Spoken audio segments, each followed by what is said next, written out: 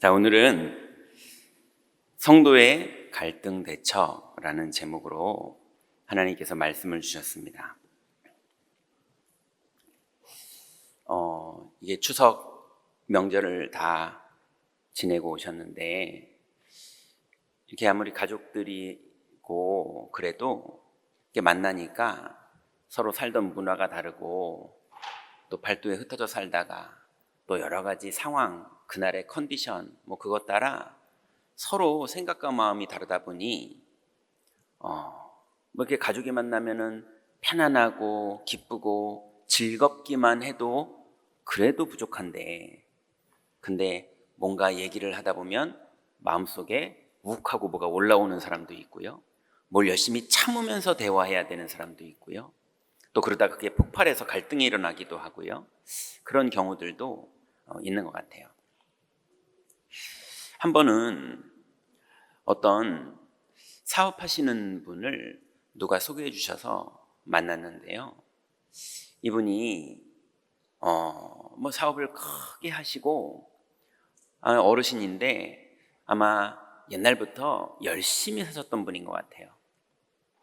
그래서 머리도 보니까 뛰어나시고 자세도 너무 부지런하시고 센스 있으시고, 그 다음에 어떤 결단과 결정, 그 다음에 그 스케일, 이게 보통 분은 아닌 건 분명하더라고요.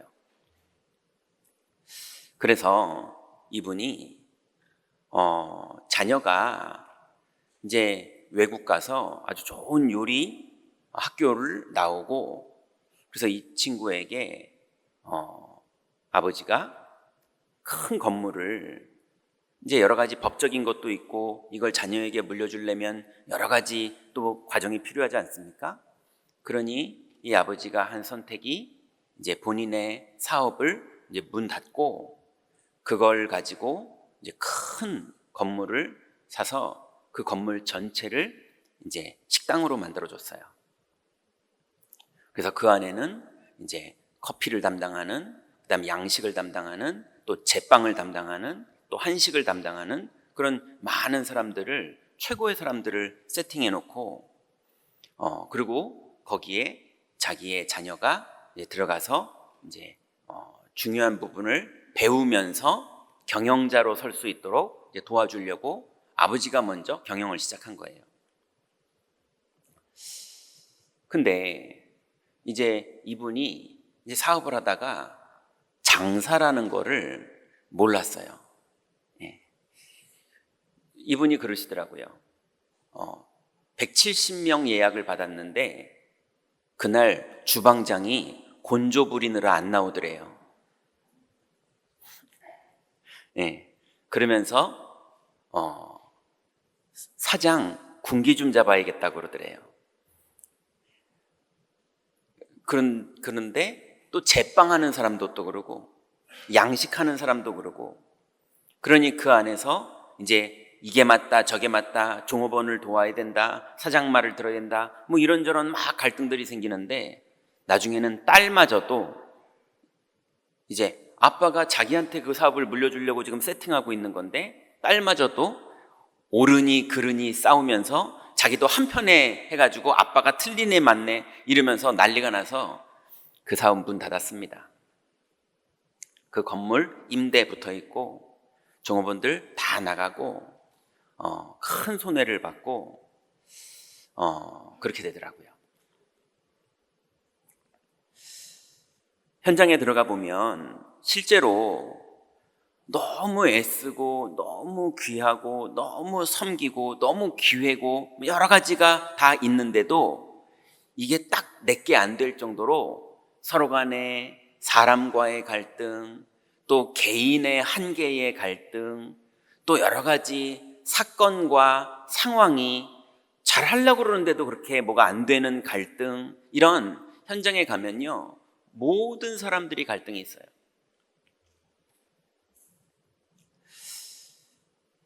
그래서 이 정도만 있는 줄 알았는데 나중에 보니까 영적으로도 갈등이 있어요. 예. 어제도 어떤 분이 연락 오셔서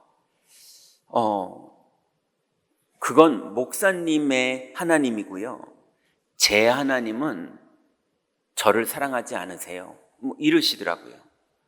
하나님이 한 분인데 성품이 하나시고 생각이 하나신데 왜 그렇게 고집을 부리냐 이랬는데 제가 겪어본 하나님은 그러세요. 또 이렇게 얘기하더라고요. 본인의 틀과 본인의 생각 속에 하나님을 본인이 단정짓고 있는 거예요. 그러니 근데 이분이 교회를 안 떠나고요. 하나님을 안 떠나고요. 그러니 갈급해 있지만 스스로 뭔가에 묶여가지고 끊임없이 자기가 문제를 만들고 있거든요. 그래서 많은 사람들이 개인적으로도 갈등이 있고 또 관계 속에서도 갈등이 있고 사건 속에서도 갈등이 있고 영적으로도 갈등이 있는 분들이 현장에 꽉 차 있어요. 자, 이런 갈등이 현장에 사실은 리얼하게 와 있고 이 갈등들이 왔다 가기도 하고 또 와서 안 없어지기도 하고 또 그냥 그 갈등을 내가 감수하고 받아들여야 되기도 하고 이런 부분으로 세상에 많은 사람들은 살고 있습니다. 그러니 그 갈등 속에서 싸움이 나기도 하고 그 갈등 속에서 사고가 터지기도 하고 그 갈등 속에서 내 몸이 병이 들기도 하고 이런 많은 일들이 현실적으로 벌어지는 게 이 땅인데 이 땅에서 그럼 성도는 갈등을 어떻게 대처하고 살아야 되는지 성경은 명확하게 답을 말하고 있습니다. 그 첫 번째로 모든 문제에는 하나님은 답을 가지고 계십니다. 그래서 성도라면 어떤 문제를 만나더라도 거기서 답을 찾아봐야 합니다. 마가복음 9장 39절부터 41절에 보면 제자들과 예수님이 같이 배를 타고 갈릴리 바다를 건너가고 있었거든요. 그런데 갑자기 풍랑이 일어나 버린 거예요. 그러니 제자들의 능력으로는 이 풍랑을 어떻게 감당할 수가 없죠. 근데 성경에 보니까 드디어 배에 물이 들어왔고 물이 이제 차도록 넘쳐서 이제 가라앉게 됐어요. 그래서 예수님께 이 제자들이 외칩니다. 주여 어찌하여 주무십니까? 지금 우리가 죽게 생겼습니다. 이게 지금 남의 이야기니까 그냥 동화책처럼 보이는 거지 여러분 우리가 이러다 진짜 죽겠구나 이런 두려운 일들이 갈등이 우리에게 현실로 벌어지지 않습니까? 근데 예수님은 너무 뜬금없는 말씀을 하시는 거예요. 이에 제자들에게 이르시되 어찌하여 이렇게 무서워하느냐? 너희가 어찌 믿음이 없느냐? 이렇게 말씀하시는 거예요. 그러니 하나님이 문제라고 생각하는 것과 사람이 문제라고 생각하는 것이 서로 달라요. 사람은 지금 풍랑이 불어서 배에 물이 가득 찬 게 문제였는데 예수님은 믿음이 없는 게 문제라고 말씀하시는 거예요. 그래서 우리는 어떤 문제가 우리에게 반드시 닥칠 텐데 그 문제 앞에서 우리는 답을 찾아야 됩니다. 그 답이 첫 번째가 뭡니까? 바로 그리스도입니다. 요한복음 14장 9절부터 10절에 보니까 예수께서 이르시되 빌립아 내가 이렇게 오래 너희와 함께 있으되 네가 나를 알지 못하느냐? 나를 본 자는 아버지를 보았거늘 어찌하여 아버지를 보이라 하느냐? 내가 아버지 안에 거하고 아버지는 내 안에 계신 것을 내가 믿지 아니하느냐? 내가 너희에게 이르는 말은 스스로 하는 것이 아니라 아버지께서 내 안에 계셔서 그의 일을 하시는 것이니라. 그러니 예수님은 우리 안에 계시잖아요. 근데 그 예수님이 하나님이십니다. 하나님만이 어떤 일을 하십니까? 이 지구상에 풍랑을 잠잠케 하고 여러 가지 사건들을 하나님이 하시지만 정말로 이 땅에 아무도 할 수 없는 걸 하나님은 하시는데요. 하나님은 마귀의 일을 멸하시는 분입니다. 하나님만 그게 가능해요. 이 마귀가 인간을 하나님 떠나게 만들었거든요. 그런데 하나님이 다시 인간을 하나님 만나는 길을 열어줄 수 있는 유일한 분이세요. 그러니 하나님만이 마귀의 일을 멸할 수 있습니다. 그리고 인간이 하나님을 떠나서 원죄, 자범죄, 조상의 죄, 본인의 죄에 묶여서 하나님이 안 만나지고 있거든요.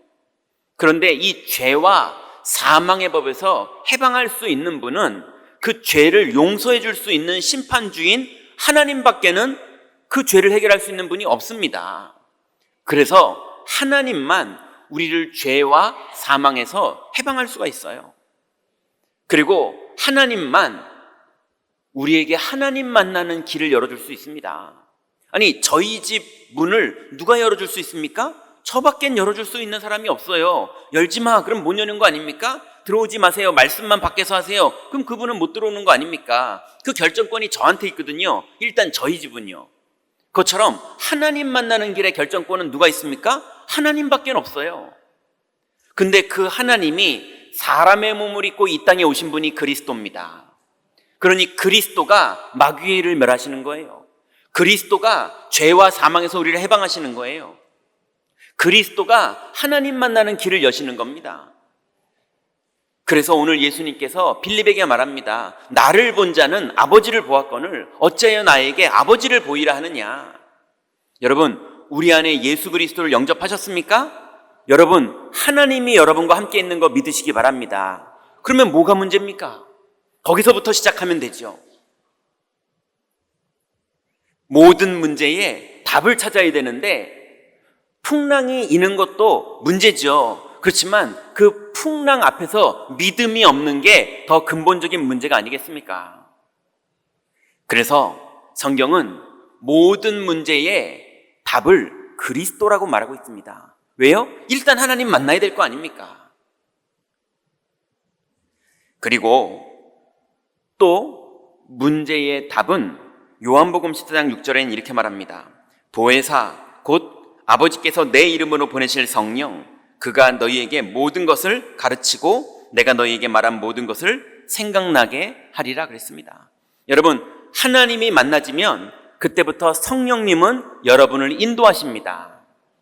그래서 성령의 인도를 안 받는 것, 성령의 인도를 무시하는 것, 성령의 인도를 듣지도 않는 것, 그게 문제지 성령의 인도를 받으면 더 이상 문제는 문제가 아닙니다.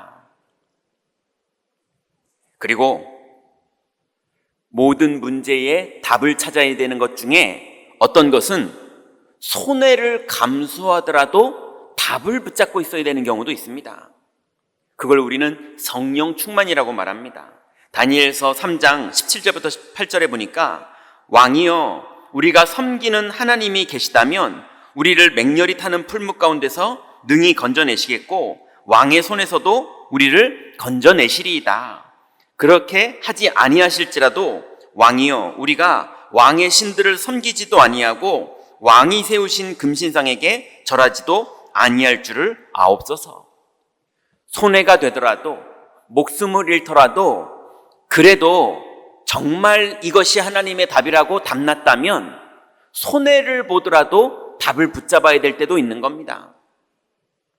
그래서 여러분 모든 문제에 답이 무엇인지 답내기를 하나님은 원하십니다.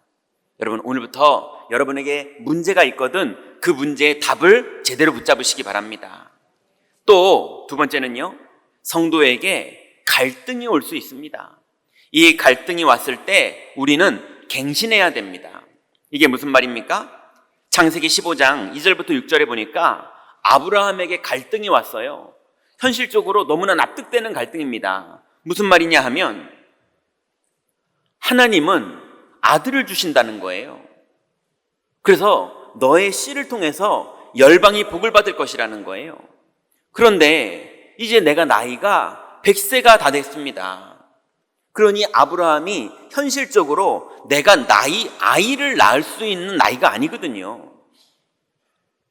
그러니 하나님의 약속은 너무 듣기 좋은데 그리고 내 소원인데 현실은 이건 내가 아무리 봐도 이건 정말 안 될 일이거든요. 그러다 보니 어떤 사람들은요 믿습니다 그러세요. 근데 하나님을 믿는 게 아니라 그 좋은 날 올 걸 자꾸 믿으시는 거예요. 또 어떤 분은요, 아멘 그러지만 아유 되겠어? 이게 입으로는 절대 말 안 하지만 마음과 영혼에 깔려 있어요. 그런데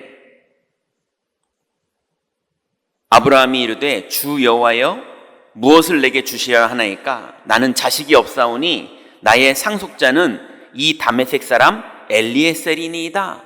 그러니 현명한 아브라함이 내가 이제 하나님의 은혜로 많은 경제와 많은 재산과 많은 종들이 있는데, 많은 짐승들이 나에게 있는데 이제 자식은 없고 나이는 100세가 다 와가고, 그러니 아브라함의 입장에서는 하나님은 네 씨를 통해서 열방의 복을 받게 하겠다 했지만, 그래도 하나님의 말씀이 대충 그래 내 종, 나한테 가장 충성됐던 종, 내가 제일 마음을 열고 대화할 수 있는 나랑 통하는 그 종을 말씀하시나 보다. 그러니 이 종에게 내 후계자 삼을 준비를 해야겠다. 현실적으로 생각하는 거예요. 그래서 아브라함이 또 이르되 주께서 내게 씨를 주지 아니하셨으니 내 집에서 길린 자가 내 상속자가 될 것이니이다. 여호와의 말씀이 그에게 임하여 이르시되 그 사람이 내 상속자가 아니라 내 몸에서 날 자가 내 상속자가 되리라 하시고, 그를 이끌고 밖으로 나아가 이르시되 하늘을 우러러 무뼈를 셀 수 있나 보라. 또 그에게 이르시되 내 자손이 이와 같으리라. 아브라함이 여호와를 믿으니 여호와께서 이를 그의 의로 여기시고. 여러분, 하나님이 여러분에게 약속하셨다면 갈등이 있지만 믿으시기 바랍니다. 하나님이 여러분에게 약속하신 것을 믿는 그 사람을 하나님은 의로 여기십니다.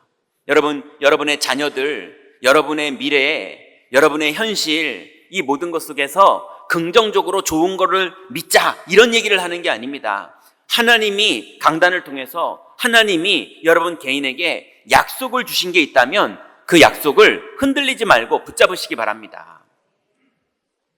그래서 언약과 현실 사이에 이제는 나는 나이 먹었고, 나는 이제 경제도 없고, 나는 이제 자녀들도 다 믿음을 저버렸고, 그런 것처럼 보이지만 약속을 붙잡는 자에게 언약을 하나님은 이루십니다. 또 갈등이 사람과 벌어지는 경우들이 있어요. 나는 분명히 언약을 붙잡고 있는데 현실은 갈등이 벌어진 일들이 있습니다.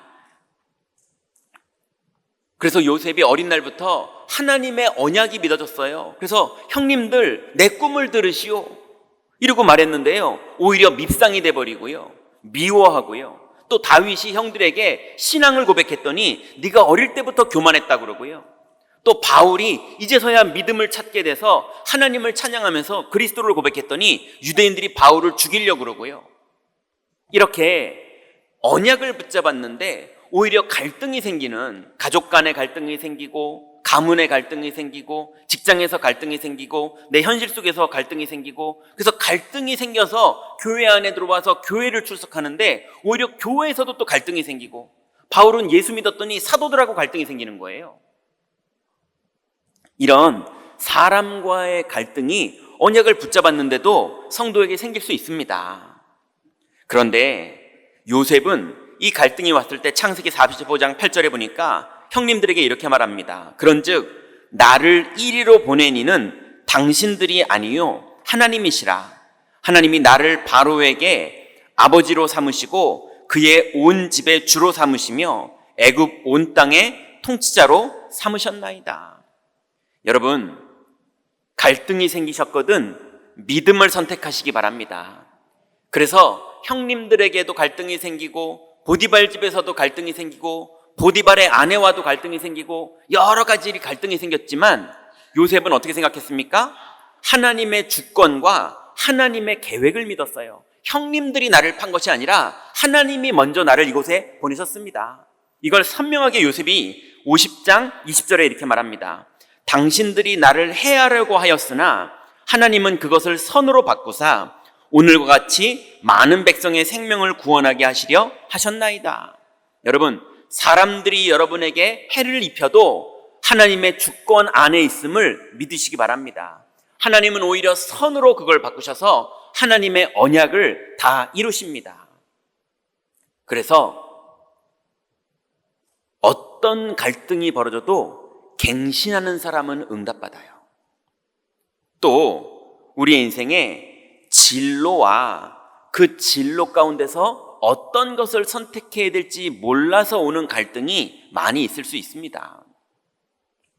그런데 다니엘서 1장 8절부터 9절에 보니까 다니엘은 뜻을 정하여 왕의 음식과 그가 마시는 포도주로 자기를 더럽히지 아니하리라 하고 자기를 더럽히지 아니하도록 환관장에게 구하니 하나님이 다니엘로 하여금 환관장에게 은혜와 긍휼을 얻게 하신지라. 그 이후로 어떤 응답을 받았는지는 우리가 너무 잘 알고 있죠.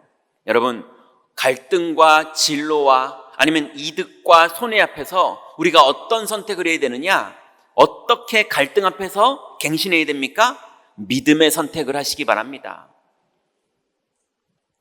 그래서 다니엘은 다니엘 6장 10절에 보니까 다니엘이 이 조서에 왕의 도장에 찍힌 것을 알고도 자기 집에 돌아가서는 윗방에 올라가 예루살렘으로 향한 창문을 열고 전에 하던 대로 하루 3번씩 무릎을 꿇고 기도하며 그의 하나님께 감사하였더라. 여러분, 최고의 위기가 왔을 때 최고의 응답을 받게 됐습니다. 여러분, 갈등이 왔을 때 살려고 발버둥치는 것이 아니라 믿음의 선택을 하시다가 하나님이 그 갈등에 개입하시는 하나님의 응답 속으로 들어가시기 바랍니다. 그러니 언약과 현실의 갈등에서는 절대 언약과 믿음의 선택을 하시고 언약과 사람의 갈등 사이에서는 하나님의 주권과 계획을 보는 믿음의 눈을 가져야 되며 진로와 손익 가운데 선택을 해야 될 때는 믿음의 선택을 해서 하나님의 개입이 여러분에게 임하는 그 축복 속으로 들어가면 됩니다. 이제 언약의 여정을 가던 우리들에게 어느 날 위기가 오는 날이 옵니다. 믿음으로 사는 그 사람에게 하나님이 너무 인생의 큰 위기 가운데로 우리를 인도하시고 집어넣으실 때가 있어요. 어떤 위기입니까? 인생이 이제는 끝이구나 하고 절망의 절망 속에 사로잡히는 그런 위기가 살다 보면 우리 인생에 오기도 합니다. 열왕기상 19장 4절에 보니까 엘리야가 완전히 세상 말로 번아웃이 왔어요. 왜냐하면 800여 명이 되는 우상 숭배하는 선지자들과 영적 싸움을 어마어마한 시대적인 영적 싸움을 싸우고 승리했거든요. 그래서 완전히 승리해서 백성들과 많은 사람들이 하나님의 영광을 외치고 엘리야를 위대하게 보고 이루고 있었는데 그랬는데 상상하지도 못한 일이 벌어진 거예요. 예. 왕비가 에스겔을 죽이지 않으면 엘리야를 죽이지 않으면 내 하나님의 자기의 신에게 저주를 받겠다고 극단적인 고백을 하면서 엘리야를 죽이겠다는 거예요. 그래서 믿음의 사람 엘리야가 19장 4절에 보니 자기 자신은 광야로 들어가 하룻길쯤 가서 한 로뎀나무 아래 앉아서 자기가 죽기를 원하여 이르되 여호와여 넉넉하오니 지금 내 생명을 거두시옵소서. 나는 내 조상들보다 낫지 못하니이다. 엄청나게 인정받던 시절이 있었는데 다 무너져 버렸어요. 우울증에 걸린 것처럼 이제는 내가 믿음으로 살아서 내 믿음이 대단한 줄 알았는데 내가 아무것도 아니었네요. 그냥 지금 딱 데려가시면 좋을 것 같습니다. 하나님 이제 더 안 살고 싶습니다. 이게 엘리야의 본심이었어요. 위기죠. 근데 그 뒤에 지금 어떤 일이 벌어지고 있습니까? 군대가 엘리야를 죽이려고 쫓아오고 있는 거예요. 그러니 그냥 이제 지쳤네요 이 정도가 아니에요. 뒤에서는 쫓아오고 있고요. 지명수배돼서 경찰이 아니라 군대가 오고 있다니까요. 여러분, 군대와 경찰은 다르잖아요. 경찰은 잡으려고 오는 거고 군대는 죽이려고 오는 거거든요.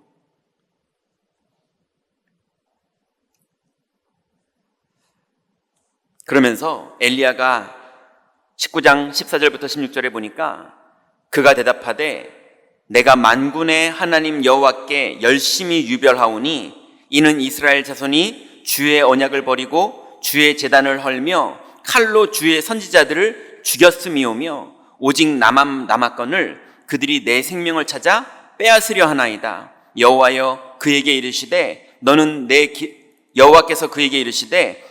길을 돌이켜 광야를 통하여 다메섹에 가서 이르거든 하사엘에게 기름을 부어 아람의 왕이 되게 하고 너는 또 님시의 아들 예후에게 기름을 부어 이스라엘의 왕이 되게 하고 또 아벨므올라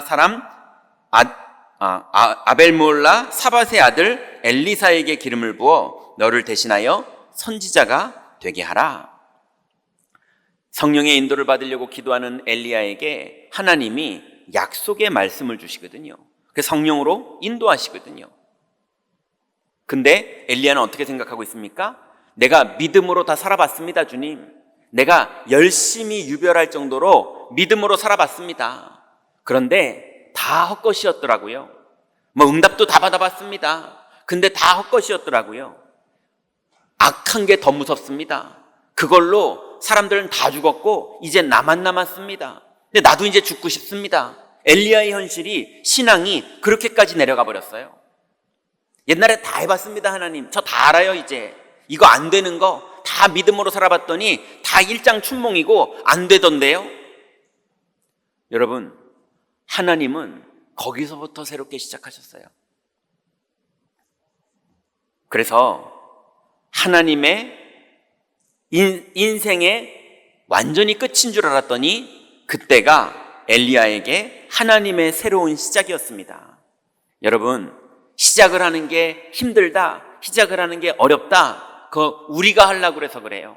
여러분, 하나님의 약속을 붙잡고 마지막까지 일하시는 하나님을 만나시기 바랍니다. 일을 행하시는 게 누굽니까? 여호와. 그 일을 지어 성취하시는 게 누굽니까? 여호와.